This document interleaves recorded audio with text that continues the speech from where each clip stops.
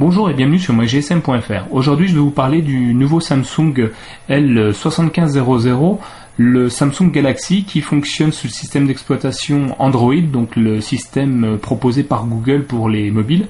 Donc un téléphone complètement tactile avec un écran 16 millions de couleurs, avec un écran AMOLED, donc un superbe écran, une belle définition d'image. Donc pour parler brièvement de l'appareil, on a un produit quadriband 3G, 3G+, qui va nous permettre une connexion à internet assez rapide suivant le type de couverture réseau que vous avez à l'endroit où vous êtes.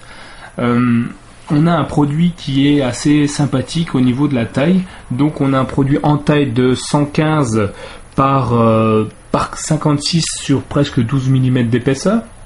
Donc l'écran AMOLED a un écran qui est assez intéressant puisqu'il va nous faire du 480 par 240, ce qui nous donne une diagonale de 3,2 pouces. Et enfin un tactile qui est assez réactif. Je ne sais pas si vous voyez, je vais vous montrer. Voilà, on est sur un très très beau produit. Donc tous fonctionnent pareil, que ce soit chez Samsung, Sony ou n'importe quel autre constructeur, HTC par exemple. On a le même système d'exploitation, toujours trois écrans où on va pouvoir ranger différents widgets qu'on aura organisé comme on le souhaite. Donc pour faire le tour de l'appareil, je vais vous montrer donc un clavier classique donc avec différentes touches, décroché, raccroché, retour arrière, le pavé menu, et puis cette petite touche, la touche raccourcie, donc qui nous rappelle les 6 dernières entrées utilisées auparavant. Sur la tranche, on va trouver un bouton volume, on va trouver une entrée 3.5 pour un casque lecteur MP3. Une chose intéressante aussi, pour le chargeur, pour la connectique PC, un micro USB, donc le standard que je rappelle normalement devrait être mis en place courant 2010. Et sur les côtés, sur l'autre tranche, on a l'appareil photo, le déclencheur et puis le bouton Caps Lock juste ici que j'ai cherché un petit moment. Alors, pour entrer rapidement dans le détail du produit, on a un appareil photo qui est assez sympathique, qui va nous faire du 5 millions de pixels, avec un flash, pas de stabilisateur d'image ou alors pas très puissant, avec une définition d'image qui est assez intéressante, qui fait du 2592 par 1944 pixels, un autofocus. Il est équipé aussi d'un GPS qui nous permettra de géotaguer nos photos pour les mettre sur Facebook et compagnie. Et enfin, on a un petit capteur vidéo. Donc la vidéo en soi pas terrible, j'ai rien de transcendant, plutôt pixelisé en intérieur. La photo 5 millions de pixels, plutôt sympathique. Donc pour ceux qui connaissent pas le système d'exploitation Google Android, je vais vous faire une petite démonstration rapide.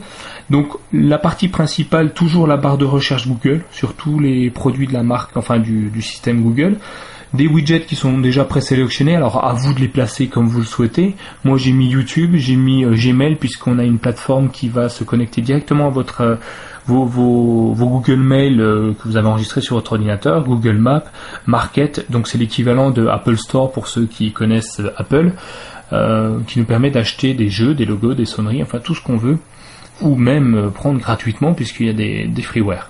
Donc plusieurs pages, vous voyez, donc un avec un widget, un avec la télé, enfin beaucoup de choses, les contacts, les différents appels, les SMS, les MMS qui lui le fait par défaut pour rappeler que l'iPhone, il faut passer sur une version supérieure pour avoir ça. Que dire de plus, un produit qui est assez intéressant puisqu'il a une mémoire interne de 8 Go, donc très grosse référence chez Samsung, la possibilité de l'étendre bien sûr avec une micro SD, donc la micro SD peut aller jusqu'à 16 Go. Pour ceux qui sont assez passionnés au niveau de la RAM des compagnies, donc qui fait 128 mégas de RAM, donc ce qui nous permettra une fluidité qui est quand même assez sympathique, vous pouvez le constater, qui n'a rien à envier à un iPhone. Pour ceux qui ne démordent pas de l'iPhone, on peut trouver des produits aussi intéressants, voire plus. On a donc voilà un produit qui est assez grand, assez sympa en main. Pour le comparer à l'iPhone, voilà, nous voici avec un Galaxy sur ma main gauche et puis un Apple 3G sur ma main droite. Donc en termes d'écran, effectivement, on retrouve un écran plus large sur l'iPhone, quoique pas si grand que ça. On a un produit qui est quand même plus épais chez iPhone, plus large en tout cas, bon, moins épais effectivement. donc plus encombrant sur Apple. Donc le Galaxy, pour en dire deux mots, j'ai trouvé que c'était plutôt un très bon appareil, un menu facile une fois qu'on l'a pris en main. Donc effectivement on a les widgets par défaut. Le petit souci que je peux lui reprocher, c'est qu'il faille aller dans les menus via la touche là tout le temps. Quand on veut faire quelque chose, changer le fond d'écran, on va pas aller dans un profil, on va pas aller dans fond d'écran, ce qui serait trop facile. Dans ajouter, on peut pas rajouter très facilement des choses.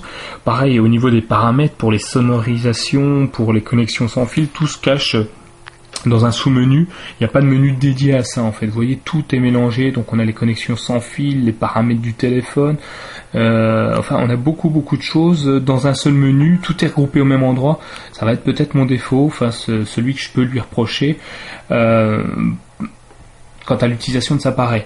J'ai eu plusieurs personnes qui m'en ont parlé. Alors c'était pas forcément le Samsung, mais sur le Magic que j'ai testé auparavant, effectivement beaucoup de gens ont du mal à trouver le contenu de leur carte SIM, leur carte mémoire. On ne peut pas lire directement la carte SIM au niveau de votre répertoire. Il faut l'importer dans le téléphone, un peu à la façon de Apple. Mais une fois qu'on l'a pris en main, c'est un produit plutôt sympathique. Je l'ai pas testé bien longtemps, on me l'a prêté quelques temps, un ami qui me l'a prêté. Donc je le trouve quand même sympa. Bon là il n'y a pas de carte SIM pour le moment, donc je vais pas vous montrer la sensibilité réseau, mais je l'ai utilisé en Wi-Fi, je l'ai utilisé avec beaucoup de choses. Et en soi c'est un bon produit, un bon son. Alors il va être fait surtout pour les programmeurs, je dirais. Pour ceux qui ont envie de s'amuser avec un produit un petit peu nouveau. Pour changer leur interface, pour personnaliser leurs produits à souhait. Enfin voilà quoi, donc c'est un produit plutôt sympathique que je conseillerais uniquement aux accros de la marque, de Google, puis de Samsung, et ceux qui veulent un petit peu mettre les mains dans le cambouis parce que un produit pas forcément évident au premier abord. Voilà, j'ai fait le tour brièvement. Si jamais vous avez une question, si jamais vous voulez voir peut-être quelque chose de plus, je pourrais me le refaire prêter, je pense, quelque temps. Donc n'hésitez pas pour poser toutes vos questions à la suite de ce post. Voilà, c'était donc Nicolas pour mygsm.fr.